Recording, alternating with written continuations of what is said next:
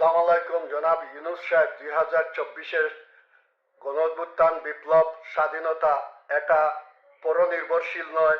এদেশের মানুষ এবং তরুণরা বুকের রক্ত ঝরিয়ে স্বাধীন করেছে, কারোর বদন্যতায় নয়। এই স্বাধীনতাকে এখন রক্ষা করতে হলে আমরা নব্য ভারত আশ্রিত নব্য ধনাঢ্যদের এস আলম, এফ রহমানের মতো যত ধনাঢ্য আছে তাদের সম্পদ লুণ্ঠন করতে হবে। এটা আমাদের জাতীয় বিপ্লব ছাড়া এই স্বাধীনতা রক্ষা হবে না। আমি ইউসুফ বলছি, ইতিহাস থেকে, বর্তমান বিশ্বের স্ট্যাটিস্টিক থেকে আমি এই কথাগুলো উচ্চারণ করছি, আমাকে ভুল বুঝবেন না। দ্বিতীয়ত, আমরা আরবস কনফেডারেশন পাকিস্তানের সঙ্গে করতে হবে, যেমন ফিলিস্তিনিরা ইরানের সঙ্গে করেছে। ঠিক আমরা এদেশে গৃহযুদ্ধ বাঁধাতে চাই না। আমরা চাই এদেশে নব্য ধনাঢ্য সমাপ্তি হোক। এই ধনাঢ্যগুলা রাষ্ট্র থেকে চুরি হয়েছে, রাষ্ট্রকোষ থেকে চুরি হয়েছে, এগুলা রাষ্ট্রের ট্রেজারি খাজানজিতে যাক।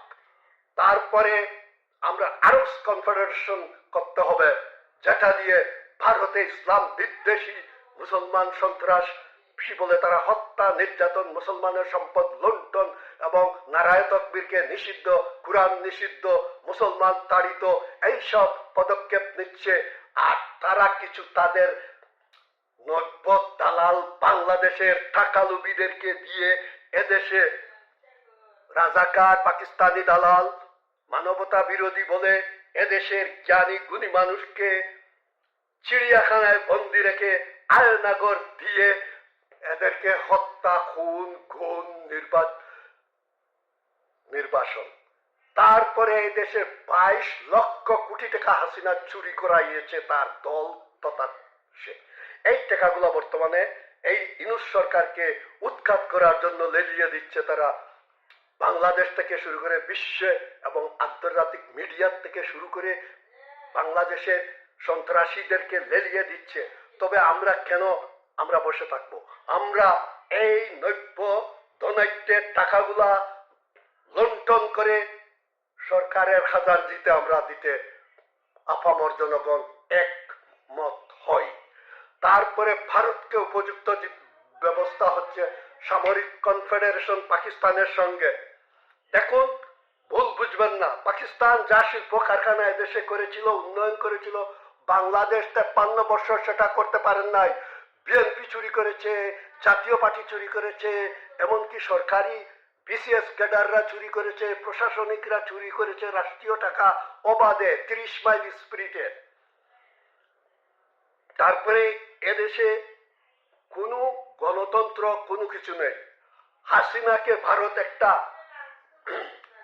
রিমোট কন্ট্রোলের বটম হাতে হাসিনাকে নিয়ে তার বাবার প্রতিশোধ নিতে গিয়ে আর নব্যধনী ধনাঢ্য হওয়ার জন্য লেলিয়ে দিয়েছিল মন্ত্র দেয়, যেই মন্ত্রটা দিয়েছে টাকা, বড়লোক।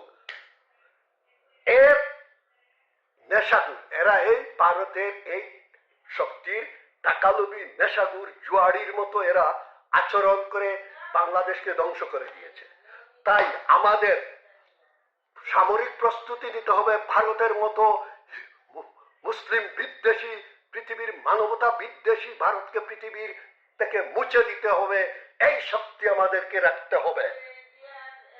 আর এদেশের নব্য ধনাঢ্যকে উপযুক্ত জবাব, যেই জবাব আর কোনোদিন এই দেশে মাথা চাড়া দেবে না।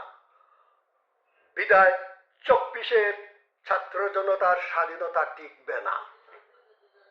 আজকে আমরা শপথ নেই, এদেশে একটি গৃহযুদ্ধ বাঁধানো চাচ্ছে, আল্লাহ না করুন।